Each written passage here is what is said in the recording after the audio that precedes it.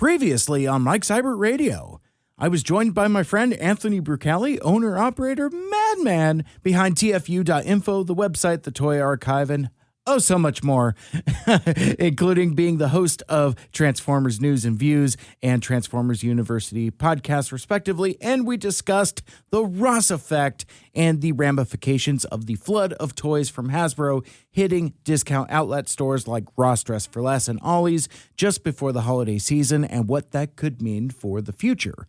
Now, in this episode, we discussed the connections between toys and media, and it's not anything like how it was growing up in the 80s. Plus, we do a little year-end existential dreadcast, and Ant gives his almost final analysis on Transformers the Headmasters. All of that and more right now on Mike Seibert Radio Podcast. Mike Seibert Radio, we're about to start the show. We talk about stuff and things, lots of guests, in-depth interviewing. Mike Seibert Radio, it's nobody's favorite show. Movies, comics, video games, and TV. And we also can guarantee that it's not gonna be that funny. But that's okay because the show is free. So crank the volume in your headphones. The podcast at last is starting. It's time for Mike Seibert Radio. Hey, welcome back to Mike Seibert Radio. I am your host, and Happy New Year to you as well. And before we get back into my conversation with Ant from TFU.Info, I did want to share a little bit of follow-up on our conversation about the so-called Ross effect. So we recorded that podcast back on December 26th, at deep nighttime, the day after Christmas. And I, at that point, had not set foot into a Ross Dress for Less store since before Christmas, at least like a week before. But the next morning, literally the morning after we recorded on the 27th, I went to my local Ross. Like I talked about, there's a store on my way to work, halfway between work and home. And when I walk in, I found a very different scene than what I had been accustomed to for the last several months. All the red tables were gone. All of the extra gondolas of shelves and pegs were all empty.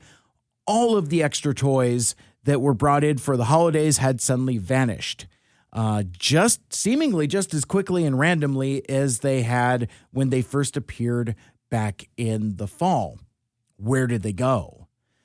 Did they get sold through in the rush to the holidays? Were they boxed up and sent elsewhere?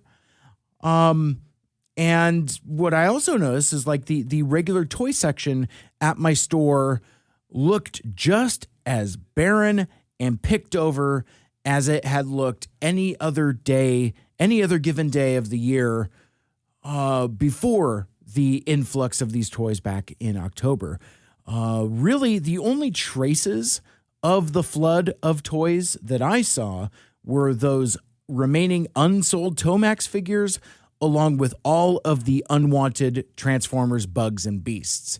And I think Bugs and Beasts has kind of become a pejorative for unwanted figures. I don't know how you can clearance out toys that are already on deep discount prices, but I do know that at least here locally in Seattle, Ross Dress for Less has no shortage of Legacy, Beast Wars, Sandstorm, Buzzsaw, and Night Prowler. Nobody wants these figures. I didn't even want to buy them for the toy drive. I was picking up like Velocitron figures and other assorted goodies, but I never picked up any of the Bugs and Beasts. There's something about seeing them by the dozens on shelves that just kind of had the stink of death on them. And if like nobody's buying them, like I told Ant, I wanted to make sure that the ones that I bought and donated were at least cool figures. But like I said, where did these toys go? That might be a mystery for another day, but for now, at least, it looks like the Ross effect has ended. Don't be sad because it's over. Be happy because it happened. It's something unpredictable, but in the end is right. I hope you had the time of your life. So with that little bit of update news out of the way, let's get right back into my conversation with Ant from TFU.Info. And something you said earlier, and this kind of makes like for a really good pivot point when you were talking about the perspective of see the thing, buy the thing. And one of the topics I wanted to kind of touch on a little bit, actually coming from something you had said, from something I had said on the World live stream, was kind of the connection between toy and cartoon content connection. And just to catch folks up, like, you know, I had mentioned during that World live stream is like I'm confused by the state of Hasbro related media, like in terms of like how it relates. And it seems like they do that with some of their brands. Like, you know, when that Dungeons and Dragons movie came out, there was a line of action figures for it. And it's like, see the thing, buy the thing. But it seems like that hasn't been the case with other legacy brands that I care about, those being G.I. Joe and Transformers. And I just noted that this kind of off the cuff thing. I think we were talking about the comic books. And I went into like this tirade of like, well, you know, back in my day, the became real Grandpa Simpson. And it's like, the point was, give me two B's for a nickel or something like that. The point was I wore an onion on my belt, which was the style at the time. So I tied an onion to my belt, which was the style at the time. Now, to take the ferry cost a nickel. And in those days, nickels had pictures of bumblebees on them. Give me 5 B's for a quarter, you'd say. Now, where were we? Oh, yeah. The important thing was that I had an onion on my belt, which was the style at the time. They didn't have white onions because of the war. The only thing you could get was those big yellow ones.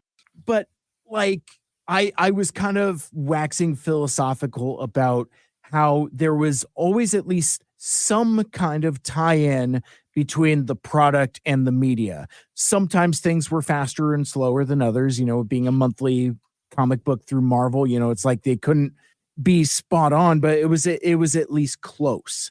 But even then, very rarely was a thing of like, oh, well, that's just a thing you just can't get. Like the only thing I could think of would be the representation of a reflector in the first handful of episodes of the cartoon before they were like, please stop using this character. Nobody can buy him. That kind of thing. So, but it got me to think of like the new Skybound comic is out and it's rotten with just G1 designs. I mean, I think I've used Evergreen design in the past and I've gotten my hand slapped for it because it's like that's not what Evergreen design is. That's a different thing entirely.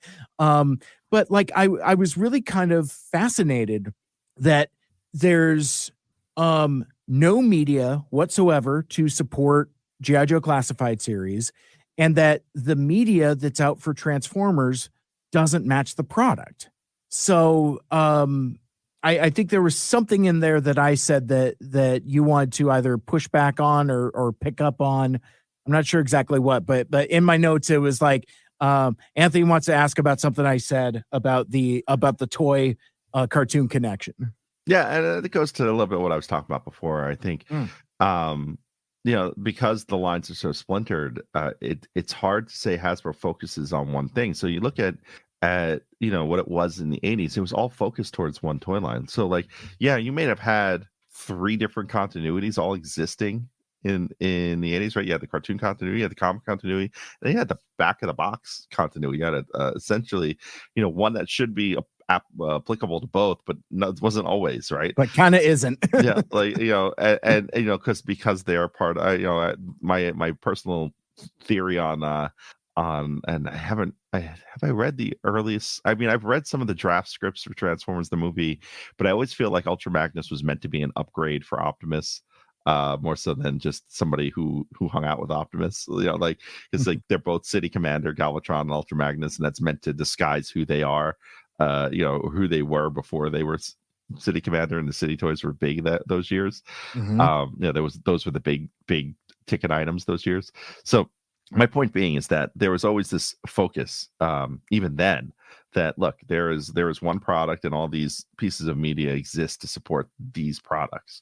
And now we've got a flip side of, we have these pieces of product meant to remind you that the media exists. Because you know what, and you can see Hasbro's doing this, in that they're putting all their old series up on YouTube. Yeah. And that is deliberately related to what they're putting out on shelves. Like now they're putting animated up on YouTube. No surprise, they're doing it as they're adding animated into the Legacy line. A couple of years ago, they were putting Beast Wars onto YouTube, in time with Kingdom being on YouTube. Like that is all part of their way of saying, using the toys to actually remind people that, hey, there's media out there to consume. And it's free and you can get it. Like it's very much not see the thing, buy the thing. It's buy the thing and then see the thing. It almost works backwards in a lot of ways. And I feel like that is also part of Hasbro's pivot to being a licensing out their product out towards other companies. I'm thinking out loud and piecing this together as we're talking. So like not all of this might make sense, but it's one of those things, like it is very different now. And I think part of my group chat conversations is that there's always a lot of lamenting over the lack of fiction to support these brands, because especially with Legacy and with G.I. Joe Classified, the only fiction that really exists is what they tell you the backstory they cooked up was during one of those live streams. Like not even that text exists anywhere. Like, right. Occasionally in an Amazon listing, like when Amazon does their capsule series, you'll get something, you get a brief paragraph in there. The Golden Disc collection is a good example of that. Like that copy only exists in the Amazon listing and the press release for those toys. It does not exist like on a Hasbro website. It does not exist. It's weird. It's almost as if like it's almost backwards fueling, in that like TF Wiki, for the blessing that it is, fuels Hasbro's use of the fiction instead of Hasbro creating fiction to fuel a fan wiki. Like it all seems to run backwards, and I think that's what's missing. And part of that is an economics thing. It's called not an economics thing, but like a business thing. Like I get it, Hasbro won't. They need to maximize their packaging to be sold in 27 different languages. So yeah, you're not going to get that text on the back, and if you are, you're going to get a sentence, and it's going to get translated to 3 languages on the back, and then that's it. I don't necessarily love that. I like the idea of looking at a toy and learning about who that character is and reading that off the back and being able to make that purchase. I think that, but again, that's a Gen X thing. I don't know, or it's an early millennial thing. Like me and you were on that cusp, right? So we're like, yeah, we get both sides of it, but not having like a QR, and the toys have the QR code now. Legacy toys do have a QR code on the instructions that allows you to see a little something about the toy you bought, but it's not a lot. I feel like there's a couple of those things where they could do more, right, and they can expand on that. But again, that's overhead, and I don't know. Like being in radio, you understand. We know the we learn about active and passive listening, right? Like absolutely. Was it one? If you have one, like your callers are like 1% of your audience or something like that. Absolutely, yeah. So you need to then make your audience as toy buyers follow the thing to read the thing. And so how many people are going to do that, and how easy is that to do? So that's part of the trick there. I feel like if it was already just on the packaging, you would have more engagement, more attachment. You would again create and rebreathe that core group of kids that would then be part of the fandom going forward. And I think that's the thing you need. I think the comic helps. I feel like I say the Skybound comic's good, and I don't know if it's, but I know it's not for me. In that, like, I enjoy reading it, but I know I'm not the target audience. The sales numbers are through the roof, which is good from what I've heard on other podcasts, and I feel like that's good, but like that's targeted towards 13-year-olds. Like when you get down to it, right? Like that level of violence, that level of body horror. That exists in that trend, like that is the perfect book for 13-year-old me. Like I would have ate that up at that age. At 45, I'm like, yeah, I've seen this before. I get it, it's cool. But then again, I'm like, well, what 13-year-old is going, you know what I really want to do? I want to check out 1984 Transformers characters in a story. Like what is driving them for that? Like that's my I want to understand that more. And I don't know if Hasbro, I know I don't have a grasp on how that works. So I don't know if Hasbro has a grasp on how that works. And I think that's the thing. Like the paradigm is very different now than it was when we were kids. So the fact that it's missing makes sense, but it's not necessarily been addressed. And the one last thing I would make a point on is the multi-language instructions, multi-language piece of this, like not having it. I just opened my daughter got this thing for Christmas. It was like it was a nail drying like it was like nail polish, and it had like a dryer, like this battery operated, blows on her nails like she's at the Sure. nail salon. And it's got this stamper thing, and I can see my finger is stamped. We just figured this out a couple hours ago.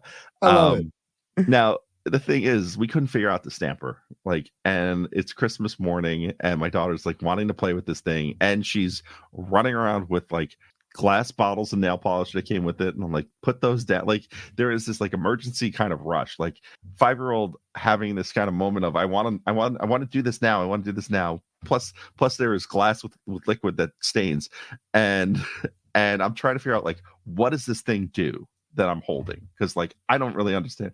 And I look at the instructions, and this is not a Hasbro product. This is Spin Master made this thing. And it literally is in 27. The instructions are in 27 languages. So I'm looking at it with this tiny, like 1-point font print that has like one language, then the next language, then the next language, then the next language, and like trying just to figure out this sheet of instructions. And for the life of me, I was like, we're putting this down, we're opening something else. But like the immediacy there, I was like, this is the problem with the multi-language approach. Like I can't, as a parent, look at this quickly and go, okay, kid, let's go. Let's figure out how to do this. Sit down at the table. We're going to do this. It's not like a Lego where I can put it down and go, all right, here are the instructions. Let's go through it. It's just pictures. Right. That's the thing. So like having to have a toy line that needs to exist in markets around the world. Like I get the business need for that. I just don't know if that's necessarily a practical need for a company that needs to develop a fan base year over year. Exactly. And two little bits of follow up on that.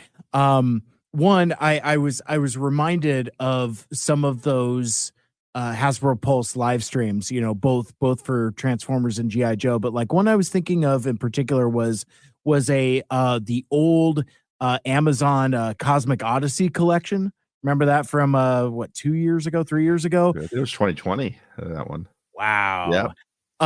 But I remember they had like the marketing person on there and told like this elaborate story of like all of these different 2-packs, and it's like, oh yeah, and like Ratchet gets caught through this cosmic wormhole and ends up on Paradron and hangs out with the Paradron medics, and I'm like, where is this fiction?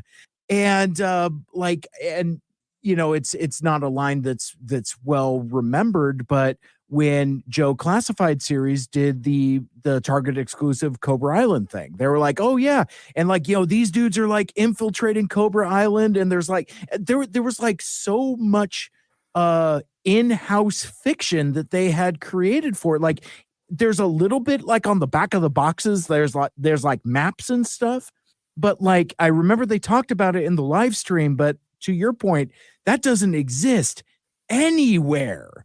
And I'm a little disappointed that the only G.I. Joe fiction I have now is Larry Hama's continuation of the old Marvel Real American Hero thing. I'm like, come on, like give me something for Classified series. Like even like with Skybound there, I think by the time this drops, I think Duke will have come out, maybe Cobra Commander also, I don't remember. But like there's no like G.I. Joe book, and it just strikes me as odd. But I remember there was like a solicit for an upcoming issue of I'm presuming it was Duke, but it's like there's other team members there. There's like Duke and Scarlet and maybe somebody else, but the standout for me was Stalker. And his character model is the Classified series Stalker. And I remember going nuts about it. I'm like, finally some classified series representation in media. It's like finally somebody looks like the action figure. So I was particularly amused by that, kind of stoked by that. But yeah, it kind of it's still kind of shades of what we're talking about. It's like, buy the thing and then go see the thing, and not necessarily. I mean, I guess we're a long way from Reagan, I suppose, in terms of like how media and toys are kind of tied together. Because like I remember I talked about this, fairly extensively on the World live stream, and there's a huge generational shift there. And it's like kind of like, okay, grandma, let's get you to bed now. Because it's just like that notion of wanting the media and fiction to be tied within the toys just seems so foreign to fans of a certain age, and it's just very odd. It was very odd. Yeah, and you think about like, to one thing, to your point about the comic, and it actually goes back to what one of the things I've read, the Duke #1. I had a preview of that, and what I could say, the interesting thing about that Energon universe that Skybound is doing is that each book feels like a different flavor of ice cream in a lot of ways. Like Void Rivals, for what it is, even though it's tied in, and some of the Transformers stuff feels a little forced. It's a much different story. It's a much different type of storytelling that isn't necessarily for the same audience that is, 13-year-olds watching robots wrestle and beat each other over the head with their dismantled arm. The Joe book the first issue of Duke that I've read so far is also a very different feel. And the great thing about Skybound is that in all these instances, which we didn't see from IDW at the end of Transformers, is that it is very competent comic book storytelling. And that's not to knock the folks who worked on the IDW book, but I felt like there was a strong lack of editorial input on a lot of those books, where things should have been shifted around. Little bits of basic comic book know-how were just missing, and that they were like, it was like death by 1,000 cuts. It was a good story, but not told in the way it should have been told, and not accentuated as a comic book in the way it should have been told. One of the oddest things that I can think of right now, like it didn't dawn on me until I was talking to someone about this the other day, is that we don't see that many toy lines tied in with movies anymore. And that could go also to movies being a dying industry and a bit of a sinking ship in a lot of ways, or at least the theater going experience being a sinking ship. But you think about all the like terrible movies that have had tie-in lines, or all the movies that were totally not meant for kids getting toy lines, like RoboCop or Rambo. Like there's no way, like, and then I know we were talking before the show about The Creator. I'm like, this would be perfect for a toy line. Like there is so much here that you could do stuff with. It's just strange seeing a lack of developing that and this goes back to developing an audience. Like, these movies exist. At some point you get kids to watch them, or young adults, teenagers. You feel like there should be a see the thing, buy the thing, and it doesn't seem to work the other direction. Well, and to kind of cap that off a little bit, the last movie toy line I saw was, ironically enough, that Dungeons and Dragons, the Honor Among Thieves. Like they put out a 6-inch line of figures. Those are at Ross now. So I don't know what that says about that particular figure line, or whatever. A delightful little movie, by the way. I had a blast with it. I'm not even a D&D guy, but I found it to be very approachable and a nice breezy Marvel style adventure. Like it's D&D through kind of like the Marvel prism a little bit. Very quippy, very light on its feet. A lot of fun. But so I don't know if that necessarily translates to interest in action figures. And it becomes a whole lot of like, who is this for? It's like, what audience is it trying to get? And maybe that's part of the problem. One last thing I wanted to touch on, with regards to the comics, and I couldn't let this go because like I just very recently listened to your review of Skybound's Transformers #1.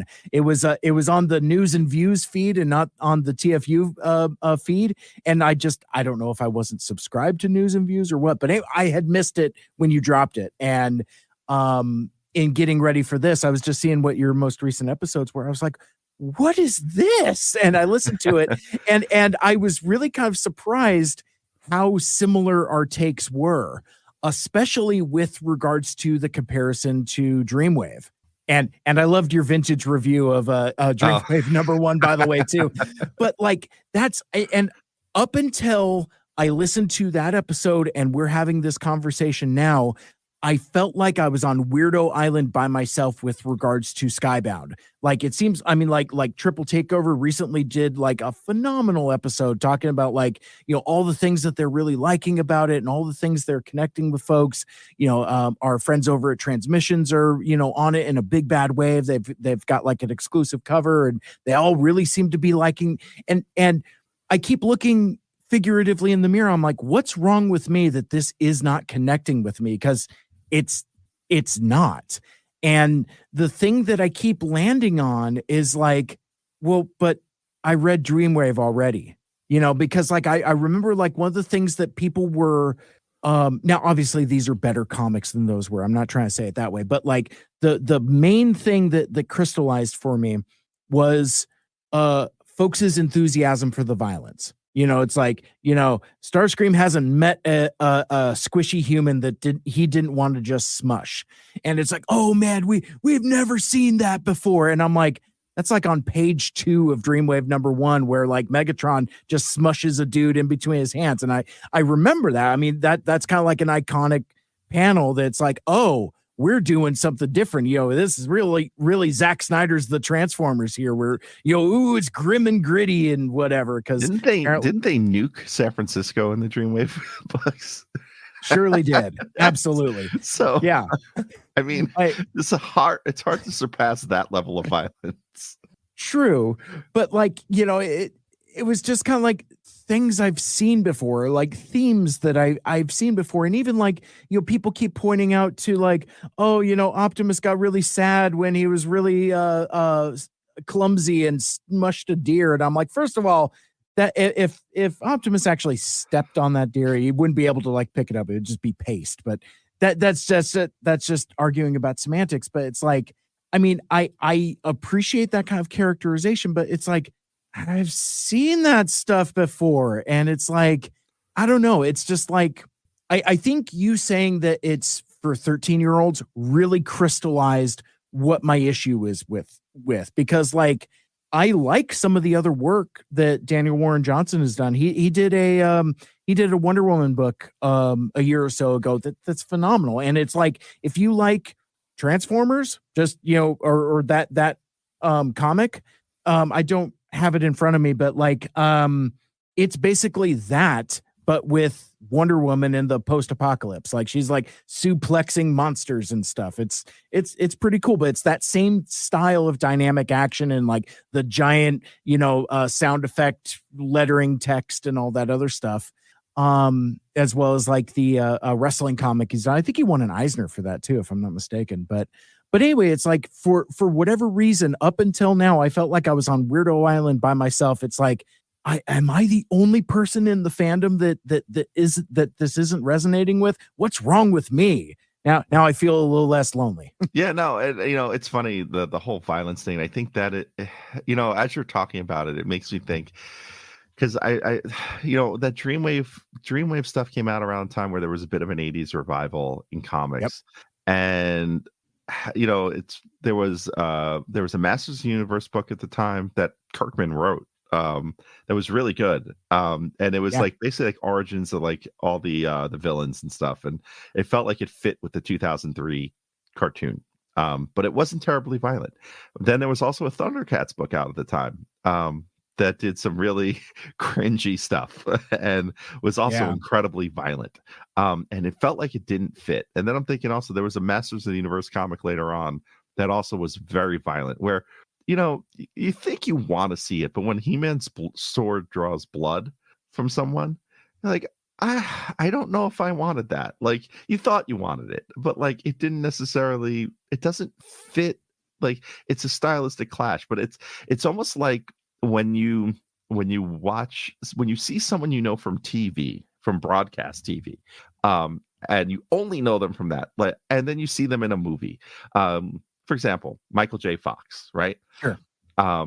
It's jarring when you see him on like when you grew up watching him on Family Ties, say, or even for our people in their 30s, Spin City, you know, and then seeing Back to the Future, if you saw that after you saw him on TV, right, and hearing him curse, right, it's a weird kind of, you don't like, they do it, but it's one of those things. It's like your brain has to kind of figure that out, and I feel like some people really want that thing with their comics, where like, oh, this thing shouldn't be violent, let's make it violent, right? Mhm.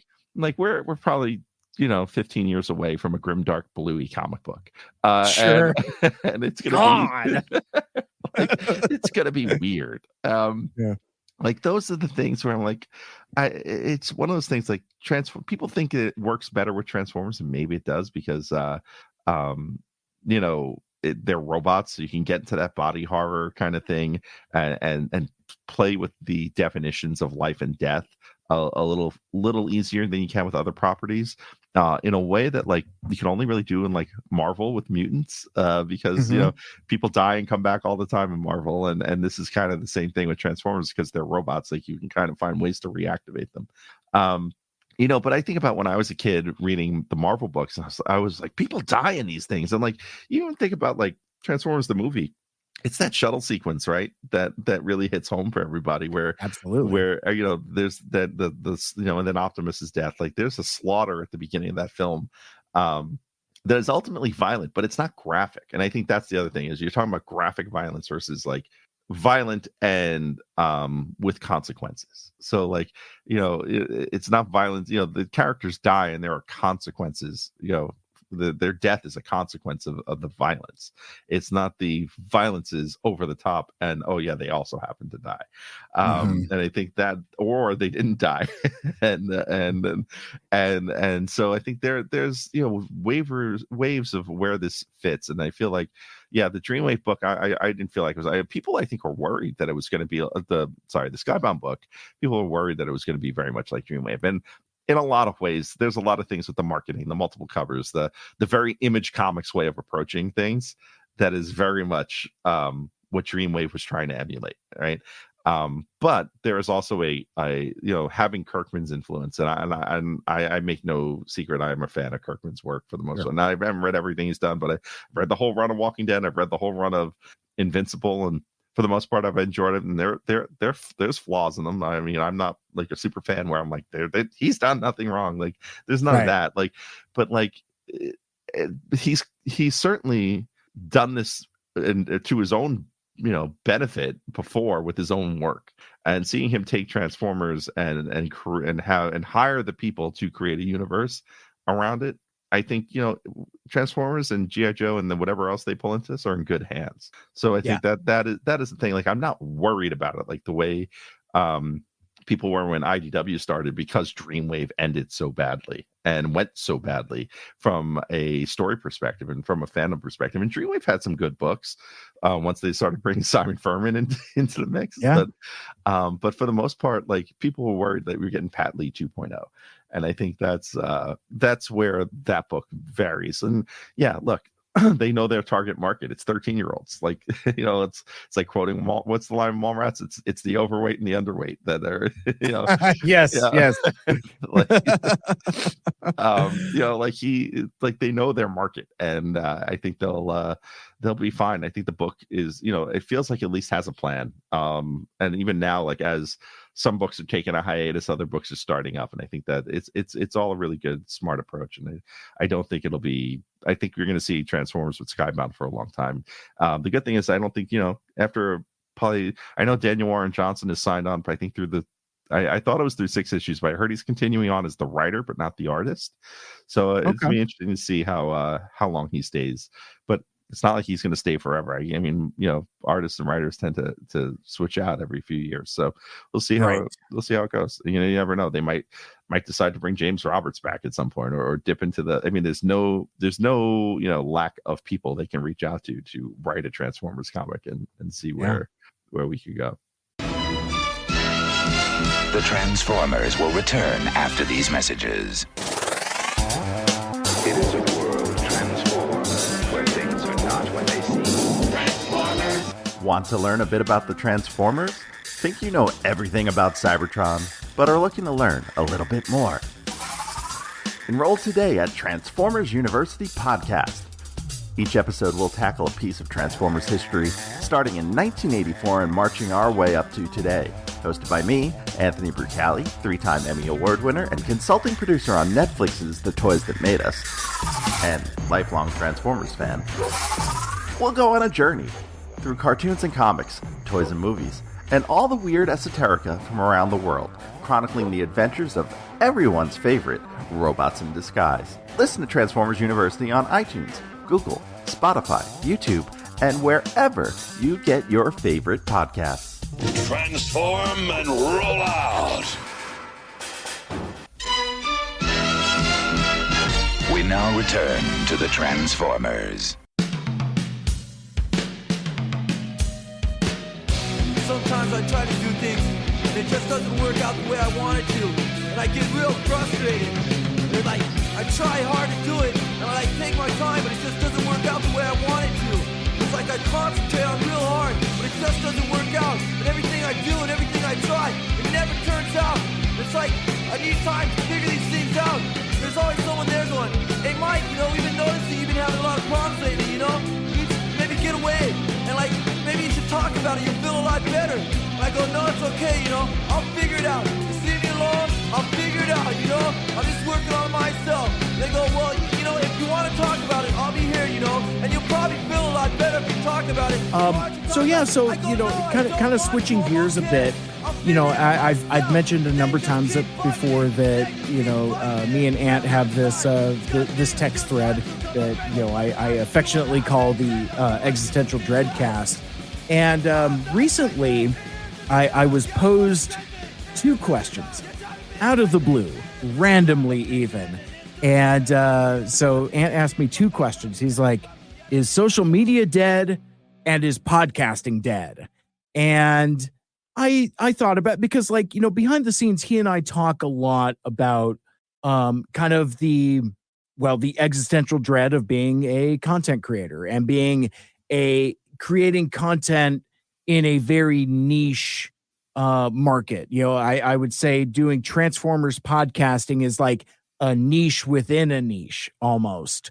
Now, granted, that's what kind of podcasting is for, but I think that's what kind of sparks up some of these conversations about where do we fit in this space? Is this space still relevant? Is this space still viable? And then also looking at it through the kaleidoscope of social media, it's not without challenge doing some of the stuff that we do. And I say that reluctantly and carefully with phrasing, because I'm always leery of coming off like, oh, boo-hoo-hoo, podcasting is hard. Boo-hoo-hoo, Twitter is hard, or whatever. But because for folks like us, it's a hobby. But at what point does the hobby become not fun anymore? And I think that's become some of the themes of some of our texts.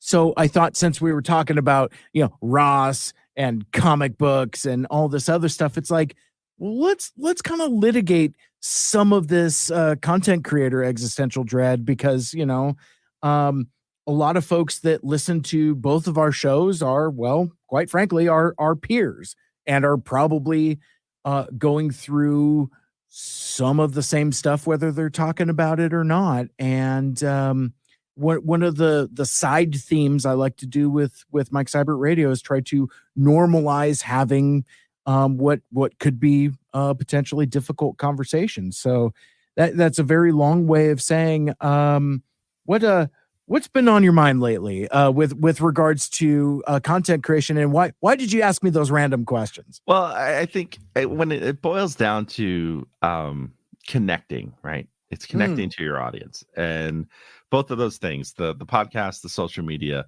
ultimately we're sharing our thoughts and our views on things, and then putting them out into the world, and ultimately you want to know you've been heard, right? And that boils down, like, it goes back to the thing I said earlier about 1% of your caller, like your radio show, 1% of your callers are the people that listen, and you multiply that, like, I don't know when and where I'm connecting. Like, I can look at download numbers. It doesn't mean people listened. I can look at listens numbers to some extent. But there, and then social media posts, you have your likes, your retweets, like you have some indicators to whether or not you've connected to people, but you don't necessarily know if it's out there. And I think there are two separate conversations: the social media or podcasts. And before I launch into either, I guess which way do you want to go? Choose your own adventure. Let's talk about podcasting, because I think that resonates with me a little more than the social media stuff. And I agree. And I think the social media is it's to support the podcasting in a lot of ways. Quite so. So for me, podcasting, as a listener, like ultimately, as even though I'm a podcaster, I'm probably a listener first, right? I listen to far more podcasts than I make. I've noticed a shift away, just in general, of people doing them. I feel like the people I followed early on, people like that and these are big podcasts, celebrity podcasts, or whatever. I feel like they're slowly petering out, or not creating content. Like, we bonded over Kevin Smith. I feel like Kevin Smith was my entryway into podcasting in a lot of ways. He rarely does. Hollywood Babylon is not nearly on as much as it was, if at all, maybe a handful of times a year versus being weekly. He used to do 5 podcasts a week when you get down to it, right? I used to love Edumacation. That's now behind a paywall. Fat Man Beyond is probably his most frequent podcast, but even then it's usually hinged around a big superhero film or TV series coming out. There are comedians that I follow. I really got into Chris Hardwick and Nerdist. I feel like Hardwick, he had his troubles, but then he came back. He sold off Nerdist. He did ID10T. That doesn't necessarily, he doesn't update that nearly as often. If I don't think he's put something up in the last year or so. From that, I found TJ Miller, who's a comedian. I like his podcast. Him and his co-host are when they're rolling, it's every other week, and like now it's not even that. I feel, and then like music podcasts that I listen to, because me, I'm a big metalhead, so like I was listening to Jamie Josta, the lead singer of Hatebreed and kind of metal mogul that he is. He had a podcast that was regular, and he used to shift episodes that were more than, I think, 30 days or 90 days old behind a paywall, but like he doesn't post anymore either. So like, and then like Chris Jericho, who had a music podcast, he's kind of gone off the deep end into like it'd be a mix of music and wrestling, or like you'd alternate weeks, or every couple of weeks it'd be one or the other. He's now just doing like conspiracy theory stuff and like UFO, like Art Bell kind of stuff, like sure. And like, he had. I gave up on him when he had a flat earther on, and I was like, nope, done. I'm like, I can get into the UFO thing. It's kind of quirky and funny, but like the once you get into flat Earth, like you've lost me.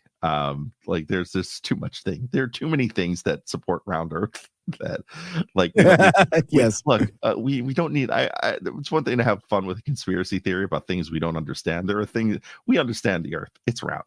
Like, it's no two ways about it. Yeah. And I always like, well, you want to prove it? Okay, helicopters. Send a helicopter straight up. You should see the entire planet. Like, it's really like there should be this. You should be able to see everything. Yeah. And so, long story short, a lot of the people who were very prolific in the space have seemed to have dialed back a lot, or have left the space entirely. And then, same thing with, podcasts that I listen to within the Transformers community. I feel some of them have left or not come back. People, either post, look, and I'm just as much guilty of it of being an infrequent poster, but Sure. other than say Radio Free Cybertron and Transmissions, there are not a lot of, and probably Triple Takeover doing bi-weekly. There's not a lot of content that is generated regularly within Transformers fandom. And even then, like Radio Free Cybertron used to do 5 shows a week. Like they used to have some of their other shows post once a week. So there's a lot of less content out there. And I wonder, I'm like, is it because the podcast bubble in a lot of ways has burst? And that, the time versus money versus and when you get into podcasting, you're doing it because you want to be heard, but yes, it is also a side hustle. You do want to at least try to find a way to pay off your expenses. At least for me in Transformers realm, like I'm supporting you doing it to support my website, to also bring attention to that. Like there are reasons to do it, and there's reasons I do it just for me, that I enjoy doing it, that I like sharing knowledge, that I like this exploration I'm on with Transformers University. This is why I like doing that show more than News and Views, because I feel like News and Views is too it's too disposable. It's something that you'll listen to at the time, and then a year from now it's kind of it's just there, and no one's going to listen to it. Whereas University, someone can go all the way back to episode 1 and find their way forward. So yeah, I find it like there are not a lot of big name podcasts now that I listen to regularly, or that are joining the podcasting world. The quote unquote celebrity podcasts I listen to now are mainly Conan O'Brien, if he has someone I'm interested in hearing from on. And the only other one I listen to regularly, and this goes to show like how quiet the space has been. I downloaded, probably during COVID, I probably downloaded 50 or 60 episodes of the show, and I caught up. And the thing is, I didn't download every episode. I downloaded the ones that were interesting to me, but now I'm caught up, and now I just listen every 2 weeks when they come out, and that is Omnibus, which is Ken Jennings' podcast. Which kind of fills the education. It's the same kind of style of podcast. It's silly, kind of cocktail party knowledge that you can drop on people, and they follow a topic and follow it from like the really weird beginnings to like where it ends up. So it's a good show for that. But I'd say like there's not a lot of I feel like there's not necessarily more. There's certainly not more activity in the space, and I wonder if there are less people listening to podcasts, especially post COVID, where people are now getting back to their routine. Maybe not necessarily traveling to work, but not necessarily listening to podcasts anymore. Right. Yeah, they might be getting back to just listening to the old radio. And there was a time that, I'm kind of like Blade the Daywalker. I got feats in both worlds. It's like I work professionally at a radio station, but I also podcast as a hobby for fun. So it's like I kind of get to see both sides of it, in that, like, there was a time where it looked like podcasts were going to kill radio, which nobody in radio ever believed, because you're still in your car, and regardless of what kind of infotainment system you have, regardless of your subscriptions or whatever, you'll always have the radio. And what do you turn to when you've gone through all of your Sirius XM presets and you're bored with all those? You go to the radio. Now, you might not listen to radio as much as you used to, but it's still there, that kind of thing. And likewise, I have very similar thoughts to yours as well. I feel like, you had mentioned earlier that Spotify laid off, a bunch of folks, and radio companies and media companies have laid off a bunch of folks. A bunch of folks got laid off where I work. So, it is a very real thing. I feel like big celebrity podcast, or I call it a pejoratively big podcast, I think that's dead. Because I think podcasting at this point through the 2023-2024 lens is unfairly categorized as a COVID era relic, much like Zoom meetings, that kind of thing. Like, we're using a StreamYard here for fun to, connect on camera and all that. but like in terms of like, Zoom culture as COVID culture, that's kind of it's normalized, but it's as passe as it is normalized. But if I may, let me go through my notes here, because like I put a little bit of thought into a response, but I think rather than trying to get my feet back under me and try to figure out what I said, I'm just going to read you what I wrote and read to the audience. Let's see. As for podcasts, the bubble has definitely burst, with Spotify and other would-be publishers laying off staff by the hundreds. Big podcast is a pandemic era relic. Yeah, see, I already had it right there in front of me. That said, I still believe in the medium as a way to connect with fans, albeit a much smaller group than a few years ago. And I go on to talk about when we launched Two Mics, Too Furious, we really had no expectation of connecting with anyone. We just wanted to do the show for ourselves. However, I'm genuinely grateful for the small, passionate fan group we've cultivated over the last year. I've never really had a large social media presence or a particularly big audience with Mike Seibert Radio. So seeing folks being receptive to Two Mics have been terrific. However, I say in all caps, I can't shake the feeling of jealousy and frustration of the lopsided popularity of YouTube compared to podcasts, especially in this fandom, meaning Transformers fandom. I've literally seen it for myself at TFCon. The road to popularity seems to run through YouTube. And beyond that, the key to being viral is short form content like reel stories and other quick video bits.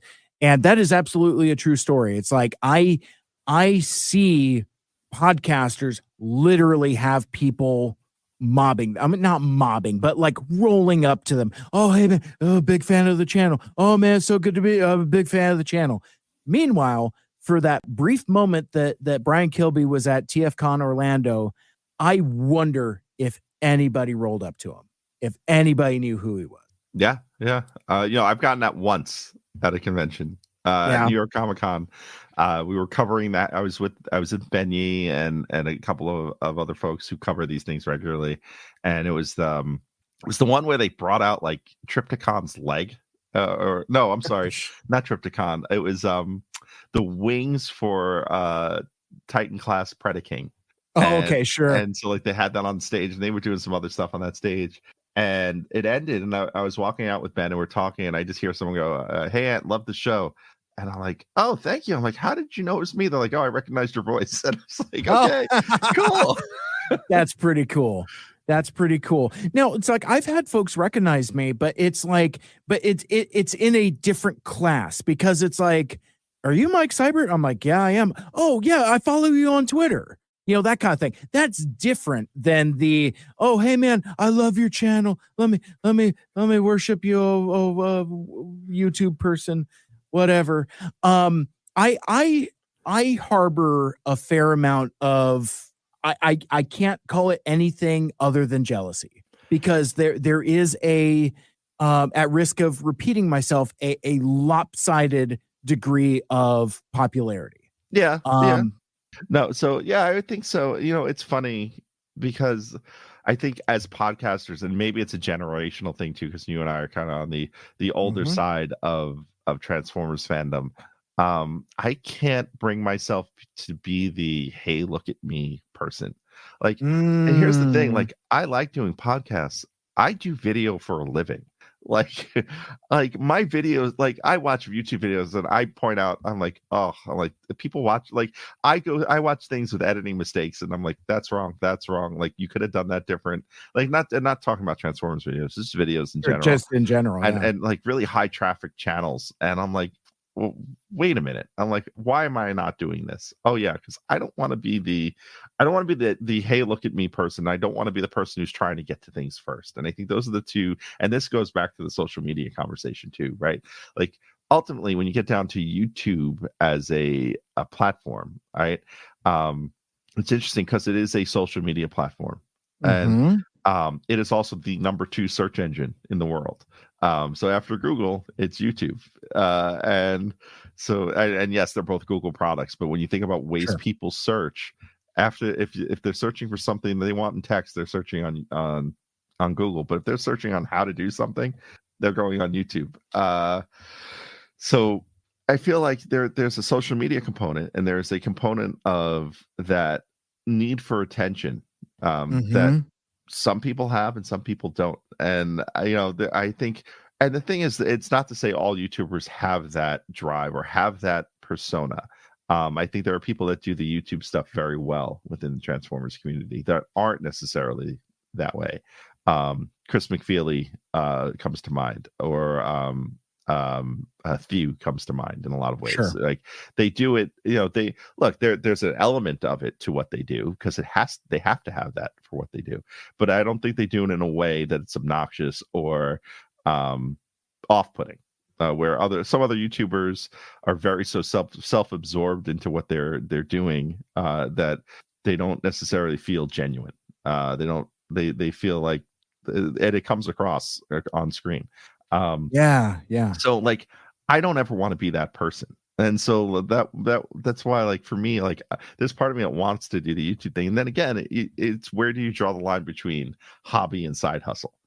Sure. And when does the hobby become the side hustle, and when does it stop being fun? Yeah. And so there are a lot of things to balance out there. Whereas doing a podcast, for the most part, you were talking about saying, "Oh, boo-hoo, podcasting hard." Hell no, podcasting is easy.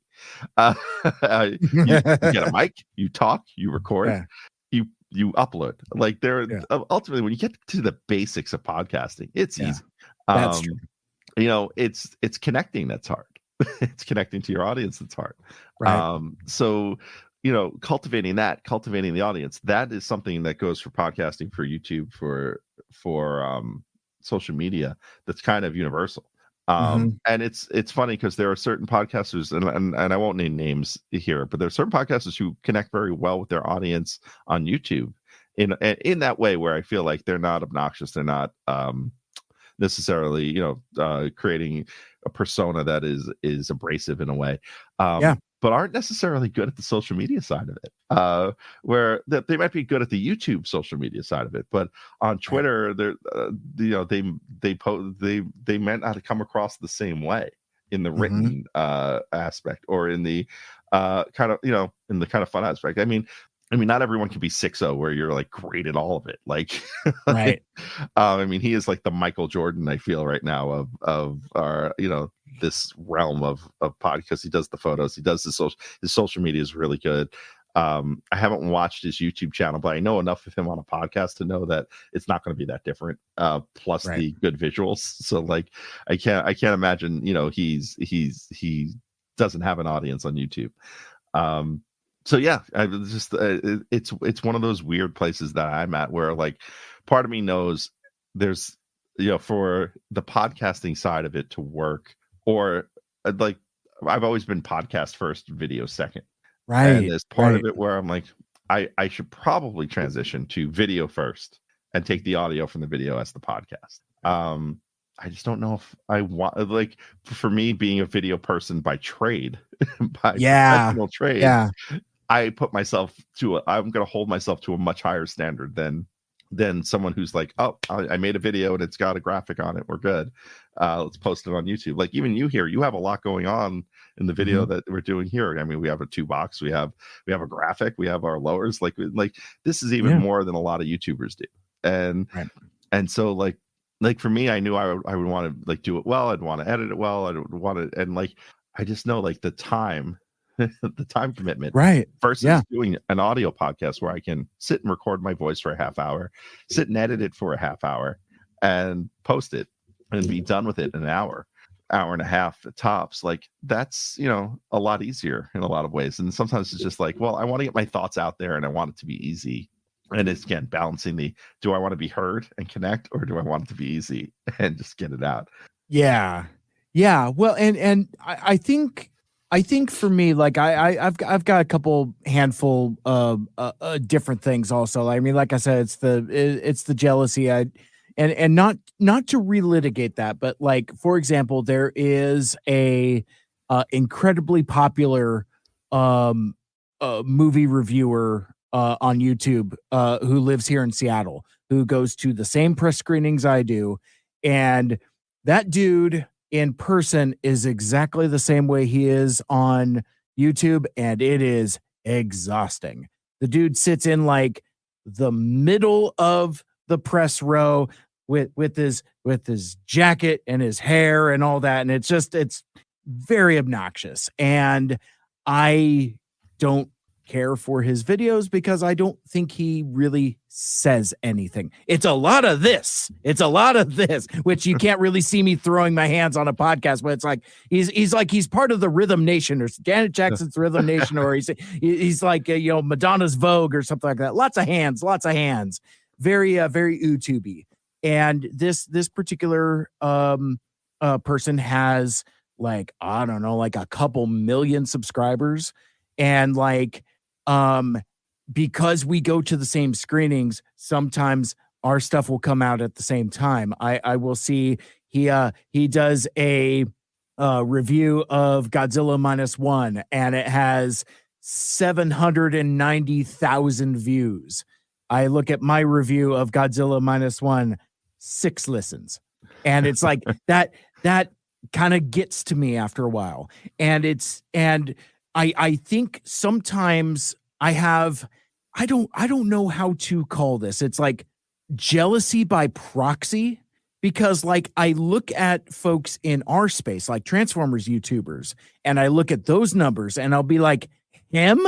Really? And like, and just comparison, it's like, I'm like, meanwhile, my buddy Ant over on TFU.Info did the same content better. It just happens to be in spoken word content instead of like a flashy video. And so I run into that with like people I like, you know what I mean? It's like jealousy by proxy. It's like, why him and not you? Why him and not me? That kind of thing. And that's just poisonous. I mean, that is a toxic attitude to try to get out from underneath. And my approach to combat that is to just kind of focus on doing my own thing, because the thing that I have learned, and it's taken me a lot of years to get over the insecurity of it, is that people like me for me. It's like, all of my rambling esoteric, can't get to the point nonsense. People seem to like that. And at this point, I can't say anything bad about that, because now I'm insulting someone else's taste. So it's like, because like I've talked about like some of the struggles that I've run into about like, oh, well, maybe I do ramble too much, and all that other stuff. But I'm like, but I keep getting positive feedback from my friends. So I guess I'll just keep continuing to do what I'm doing, because apparently the people that like it. So and I think maybe there's a mid-age stubbornness that goes with that as well. Like, I'm 45 years old. I'm pretty much set in my ways. This is how it is. But something I mentioned when I wrote you back was the launch of Two Mics Too Furious. Like, I had no idea what the response was going to be, and I didn't even really think about it, because it was something that me and Michael Andrews wanted to do. I wanted the challenge of having a more focused subject, evergreen style podcast, and we had wanted to do something together. And even now, like let me bring up my my podcast hosting platform, and let me see what my numbers are for Two Mics Too Furious. So we launched back in February, and on the all-time downloads for we have 17 episodes up, I think, 1,633, and that's downloads and listens across a year. It's about 100 per episode. Yeah, about 100 per episode, and that's pretty great. I mean, and at this point, Two Mics Too Furious outpaces Mike Seibert Radio 3-1. Like, I mean, there will probably be a dozen people that listens to this episode. Sorry, buddy. I was hoping to give you some more exposure bucks, but we got to get you on Two Mics instead, because that's apparently where people are hanging out. But but refracting it through the YouTube kaleidoscope, on a whim, I set up this headliner service that automatically, you put in your RSS feed and it automatically posts your episodes to YouTube just as like static image videos. So there's no video, but like to your point of YouTube being a robust search engine, a half dozen people comment on the YouTube videos of the podcast. I don't know if that's where they're listening or if they're watching or have it on at work. But that seems to be where our listener community is, because like every episode we drop, there's like 2 or 3 or 4 people that will like make comments about the episode on there. And we're not seeing that on Twitter. We're not seeing that on Instagram. We're not seeing that on Facebook. It's on YouTube of all things. Are you seeing the download numbers there though? So like, are your plays comparable to what your podcast downloads are, or like, what's the number difference there? Let me take a look. See here. Let me get into my algorithms here as we're doing a live legislation. While you're at it, make sure you get into this too when you Rise of the Safeguard. What is that? So this is a packing comic that came with one of the toys. I don't remember if it fits. It should fit within the show continuity. Okay. But, it's one of the few animated comics that exist. Might be worth doing like a special side episode for. Gotcha. I will keep that in mind.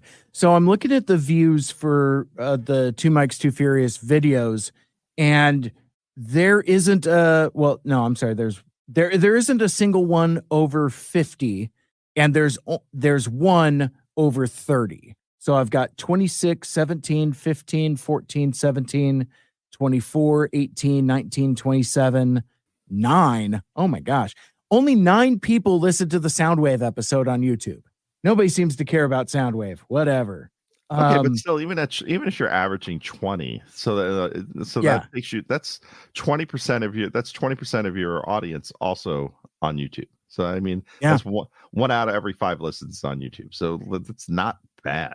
I mean, it's not bad. Not bad in relation to what you're doing. So, actually, those numbers are. I mean, those numbers are pretty good for what is a very niche topic. Yeah. Well, of a recap of a cartoon show from 15 years ago, as opposed to one from 40 years ago. Well, there's that. That's fair. But my point being is like, I'm blown away by the response that we've got, because it's like it's people that we don't know. I mean, it's like, and not to devalue the feedback we get from friends, like you've been incredibly complimentary of it. Oh man, I'm really digging Two Mics, or some of my friends from APDC or whatever.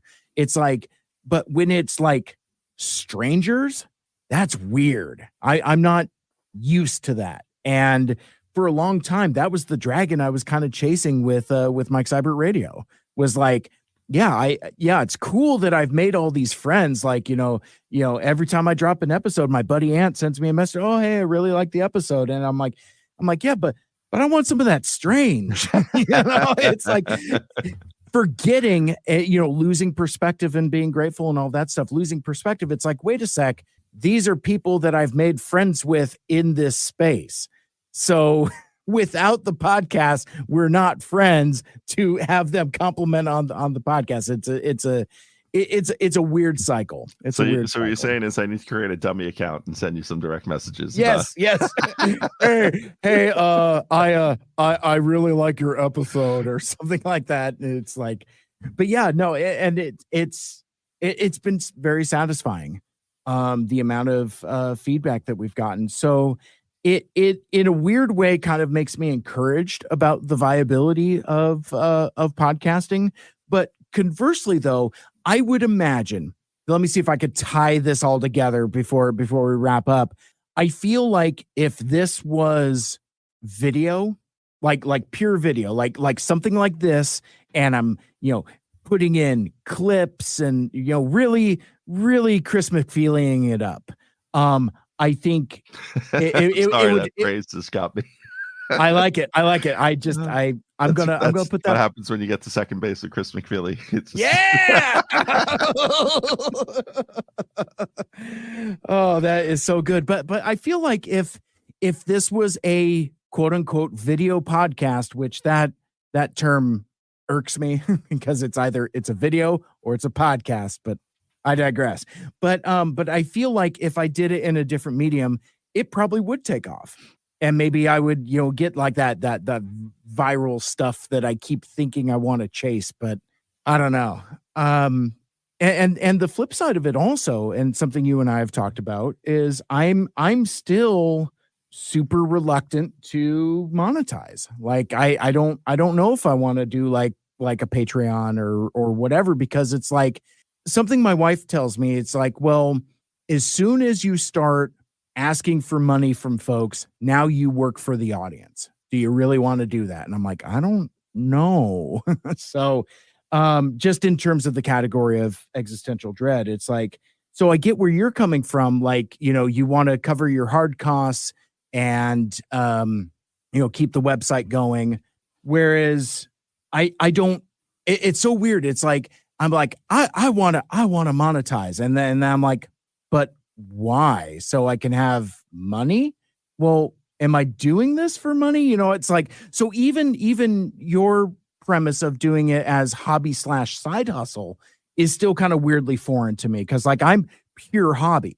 And I think once I shift my philosophy towards side hustle, then I start approaching things differently. Mhm. Maybe I start feeling guilty about not putting out content as often, or maybe it starts changing my mentality of how I look at things. And so I Yeah, don't know. and no, I can tell you, I know that guilt because I do have a Patreon, right? And so Right. I have people who I'm like, I know, hey, you're paying me money month to month for content, and I have to make sure either I deliver or at least connect. I think the flip side of that, and this is the thing that goes to the social media side, right? Yeah. With the changes over at Twitter, I think it's really exposed, and then just even how some of the other platforms work, like Facebook and the Facebook for me, I every time I go onto it, I'm like, it's showing me less and less of things I want to see and more of what it wants me to see. And same with Twitter in its current state. Knowing that it's like I'm at best I'm connecting to 10% of my audience of the people that follow me, right? Like I had a post, I think this year, I had a post a couple of weeks ago when they announced Peter Cullen was getting a Lifetime Emmy.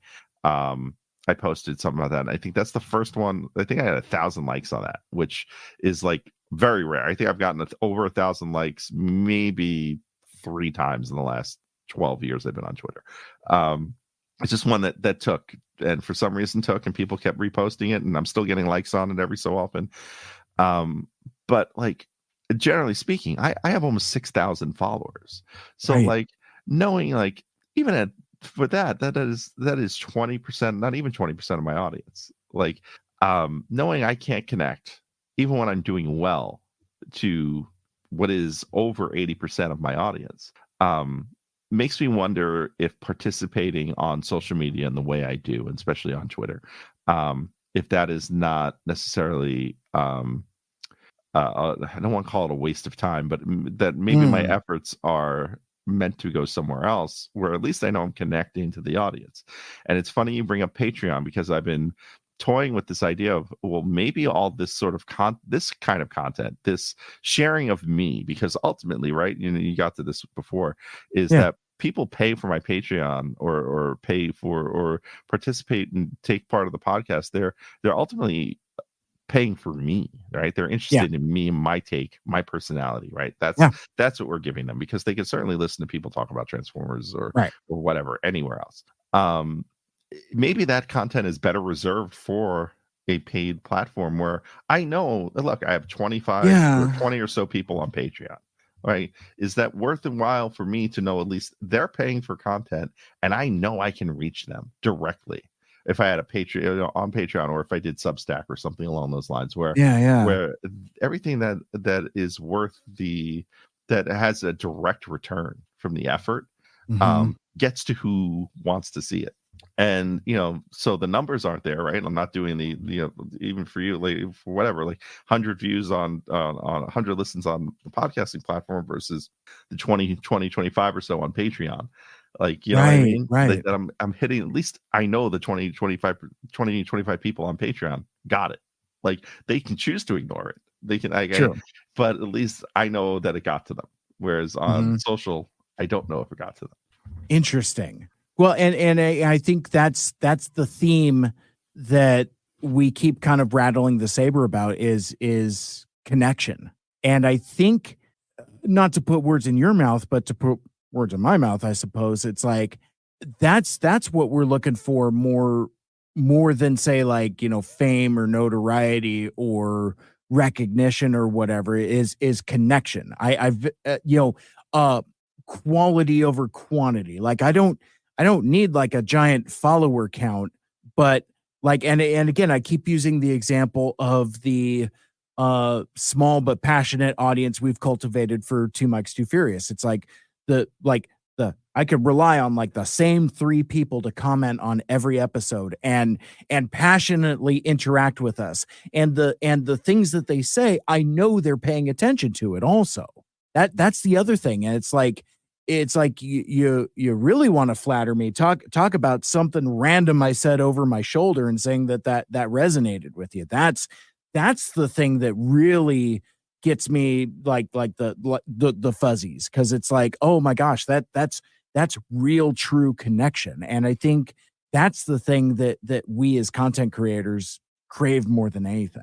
So I think that's about all I have to say about that in Forrest Gump style. I mean, I'm sure there's more that we could legislate at different times, but with time zones and times of day, it's going to be daytime by the time I let you go. So this is probably about as good a point to cut it as any. But I can do the bonus if you want. I mean, I think it's the last thing that you had on the. We can do the I totally forgot about that. Yeah.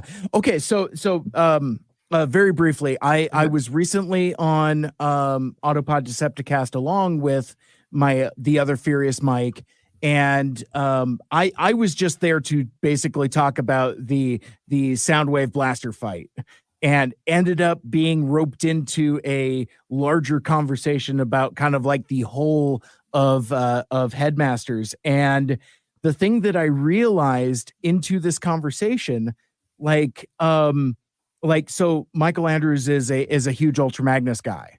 I don't think he knew that Ultra Magnus dies, despite besides that being the name of the episode and stuff. So I found myself in a weird position of like, I think I knew more about the Headmasters than anybody else because of Transformers University's coverage. Like a lot of the memes and the audio callbacks and stuff like that. But I hadn't done the prep to like have all of it. I'm just like, oh yeah, there's a bunch of like old timey memes for like, because I kind of talked about the dichotomy between like, oh, well, all of us, we're relatively young in this fandom, and it like doing content creation for the fandom. I'm like, so I start like dropping names and stuff, and I'm just like, oh yeah, all these folks, have this depth of connection with like, the Omnidubs and all of that stuff that folks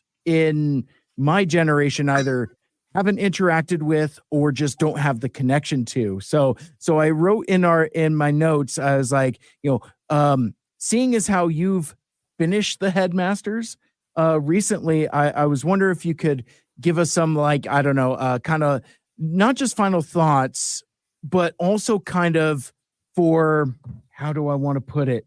I keep trying to avoid Grandpa Simpson with the onion on his belt, which was the style at the time. And it'll happen to you. What I thought was it isn't it. And what is it now is weird and strange. It was weird and scary. That's what it was.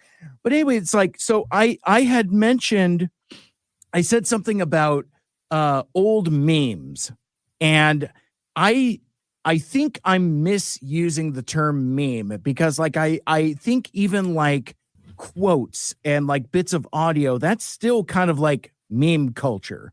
But Aaron was like, "Oh yeah, if you have any of those memes, send them to me." And I'm like, "No, not those kinds of memes. Like it's just like quotes and stuff." But anyway, I just I was wondering before we close out, final thoughts on Headmasters and maybe some of those old memes for old fans or whatever. I'm gonna shut up. Sure. So, first off, it's funny because I haven't finished Headmasters yet. It really feels like I should have finished Headmasters on the show yet. The show is very much a slog. I've already got the research for the next 3 episodes, the next episode of University, which covers 3 more episodes of Headmasters, and I'm like, I still have a little bit more to go of whatever aired in 1988, and they're on the final like story arc.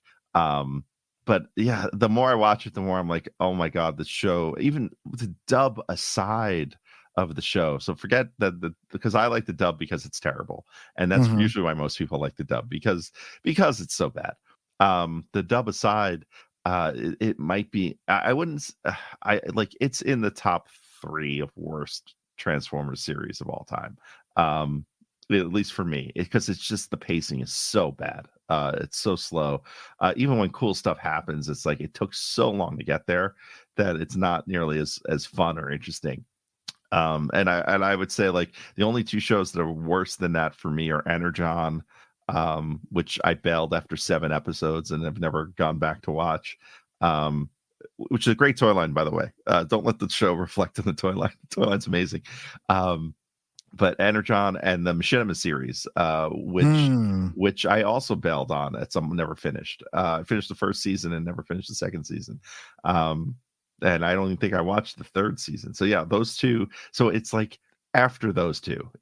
So it's and the animation style is it's G1, but it's not. It's more anime than G1, and then I don't know, for some reason anime puts me to sleep. And that's not like to say it's boring. It's just something about it hits my eyes in a way that just makes me want to take a nap. So long story short, yeah, there's some good in the series. There's some interesting things and concepts, but overall, it's a tough watch. It's a very slow watch, and but to the memes portion, so the dub is so bad. It was dubbed in the early 90s by a company in Singapore called Omni Productions, and run by a British expat and his wife and some other expat Brits. And so they hired like maybe 4 voice actors total. and so like the what I've read everything about the company is the job was to get the job done fast and cheap, and right. So the translation tends to go that way. Characters are not called what they're supposed to be called. Sometimes things really do get lost in translation. That the names don't always get translated correctly, so it becomes silly for its own sake. Right. Things like characters with face masks, they tend to voice them over by putting their hand over their mouth. So you hear, like, you could just hear that the guy's hand is over his mouth when he's trying to voice Six Shot or whoever. Right. There's a lot of great memes in there. Like Six Shot introduces himself as the ninja consultant. And then there's one episode in particular, and it's one that we someone introduced to me at a party at BotCon back in the late 90s. So yes, so shout out to Jen from Stasis Pod podcast, who introduced all of us to it. She had this on a videotape back then, and it's called the name of the episode is called the actual name of the episode, if you have the DVD, is called I Risk My Life for Earth.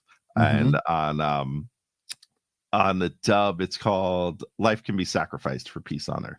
And it involves the Headmasters and Fortress and there's just a lot of quotable things in there that just do not really sound right out of context. Some have vague sexual connotations to them, some are just weird. Wheelie is very goth and angry. There's a line in there where, because like Spike gets a very gravely injured, and Daniel is crying, and Spike gives him this speech about how that it's not okay to men don't cry, boys can cry, but only like I forget the exact line, but if you go to the Wikipedia page for it, I guarantee you the quote is there. Oh yeah, I've got it here actually. So Sparkle says it was Sparkle Spike. is Spike. Yes. Yeah. What I mean by name translations. Meanwhile, Sparkle. Father! Danny, I'm proud of you, my son. You've shown me how strong you are. Father! Danny, listen. If anything ever happens to me, you'll have to be strong, you hear? Father, you'll be okay, I'm sure. You'll have to be strong. For me, Mother, and people on Earth, you'll fight the Decepticons. Okay? Father! Danny, boys can cry, but not out loud. Men don't cry. They only get stronger. Father! Come on now. Brave men don't cry, you know. I'm not crying. I won't cry. I won't. I promise I'll be strong, Father. Don't. Father! How do you feel, Mother? I'm all right. I won't die that easily. Father! Please hold on, Father! Yeah. And shout out to our friends at TF Wiki for oh no! See now I'm stuck reading it. Yes. Fortress Maximus has come himself. Okay, then I shall get Fortress Maximus to fight me. Scorponok does not know what he's saying. Yes, I will say, dig up that one episode, watch that one. Yeah. Have a few screwballs and Coke. Sure. And just sit back and enjoy. I love it. Oh, very good. Well, I appreciate the insight on that. I knew there was that one episode that was particularly iconic, so much so that you did an entire episode just on that one episode where you told that old BotCon story. Yeah, and I was trying to get it to land on like a weird number and like on an important number like 125 or 150, but I couldn't get the math to line up. Yeah. But yeah, it's that important of a silly episode that I felt like it deserved its own episode. And in fact, just bringing this back to Radio Free Cybertron, Brian had a podcast he was doing a while called What Happened to the Headmasters. And it was an episode by episode review of the Omnidubs. And he didn't get that far into it, but there was I think it's Shardacon or one of the TF cons. He had a viewing and just recorded the room and everyone's reaction to this one. Like, and he had a bunch of people in a hotel room watching this all at once. And so he did a mass viewing of it, and I'm pretty sure it's available up on their website. So it's another good listen as well for that episode. Oh, that's awesome. I got to dig that up and throw it in the show notes and watch it for myself, because that sounds incredible. All right, my friend. Well, before we both respectively turn into pumpkins, what's going on with TFU.Info, the toy archive, the website, the YouTube channel, the social medias? What's new and exciting? Oh boy. Fortunately for time's sake, there's not a lot new and exciting. I'm working on an episode right now for Transformers University. I'll probably record this week. It's a good time to be a Transformers fan 2024, because I feel like we can use that a little bit, and I feel like I could use that a little bit, because I have to just re-understand my place and what the brand brings to me and to people. So I feel like those episodes will be coming out soon. Of course, I'm still on Twitter, X, or whatever you want, whatever we've landed on calling it, as the ship continues to sink, I'll probably still be there at TFU_Info. I'm also on Blue Sky, which I try to use a little more, but I haven't really gotten into a good rhythm there. But there is a nice burgeoning Transformers community there. And then I'm also on Instagram, Threads, Facebook. You can find TFU.Info pretty much everywhere, plus on the web at www.tfu.info, the world's longest transforming toy archive. Very good. Well, again, like I said at the very beginning of this conversation, it is a time for counting blessings, and I am incredibly grateful and thankful for your friendship over these last, at this point, I could say several years, which is which is a thing in and of itself. But no, thank you for being my friend, buddy. I really appreciate you. It's same here. It's been fun. All right, with that, let's get the hell out of here, and that's going to wrap things up for this episode. Thank you so much for listening and hanging out with us. If you want to listen to Mike Seibert Radio, you can subscribe on Apple Podcasts, Stitcher, Google Podcasts for now until like April or something. Spotify, TuneIn, or wherever the hell else you listen to your podcast. Like, share, rate, and review the show. Let us know what you like and what you'd like to hear more of in the future. For my guest, the one and only Anthony Bercali, TFU.Info. My name is Mike. This has been Mike Seibert Radio. And until next time, till all are one, make good choices. See ya. Mike Seibert Radio is recorded in Seattle, Washington. Our original theme song is written and performed by Lucia Fasano. Get her music on all streaming platforms like Spotify and Apple Music, including her groovy new single, Habitable Planets. Check out her Instagram at Lucia_Fasano. Our closing theme is A Nice Place to Visit by These Young Fools, used with permission from Michael Geissler. Check out Michael's website, bytormusic.com. Special thanks to Andy Lita for our logos and graphic design. He's at GoGoAndyRobo out on Twitter. Become a Mike Cybertronian and join the MSRP Friends and Fans Facebook group. And you can follow me on social media at Mike Seibert Radio on Twitter, Facebook, and Instagram. And check out my YouTube channel for even more videos and subscribe so you never miss a show. Want to be a guest on the show? Send me an email, MikeSeibertRadio@gmail.com.